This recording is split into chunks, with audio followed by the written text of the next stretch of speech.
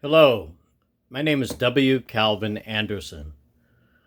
I would like to say a few things to celebrate the life of Gordon Nelson. I've known Gordon since elementary school, Daniel Webster Elementary School in New Rochelle, New York.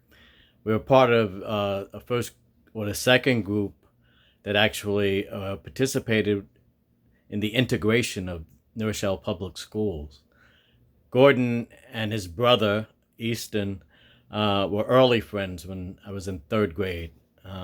Gordon was always a very quiet type of person.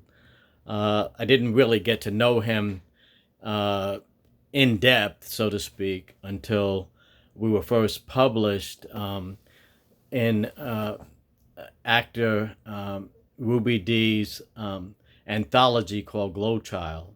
She called it an anthology of gifted children from all over the New York metropolitan area. Gordon was perhaps featured more than any other poet. Gordon in person was a very shy type of person and a very humble person that I was loud. He was very quiet. On paper, he was the Lion of Judah. He was sterling brilliance.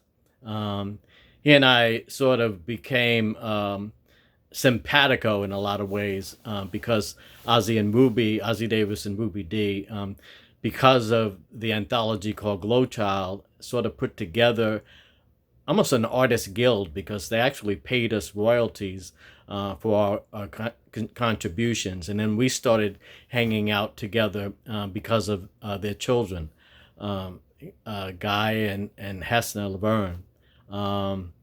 We went into the city together. We performed together. We became intimate thinkers and friends and poets. We were an artist guild. We actually even started something called Compendium, where we wrote vignettes and short plays and many other things. Gordon's significance at a very early age, not only was he the most featured poet in GlowChild, he also wrote something called The Legacy.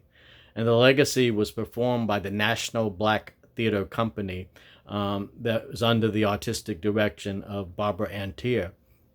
His play called The Legacy actually supported the National Black Theater Company for many years as a feature item.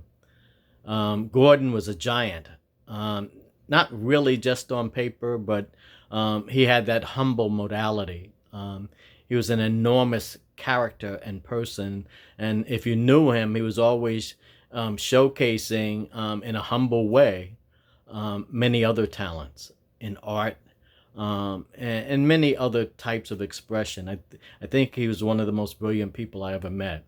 I don't think anybody that ever met him could forget how humble, and I keep saying that, he actually was. This is a very deep and saddened time.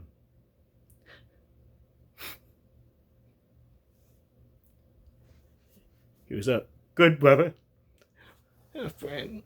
Thank you.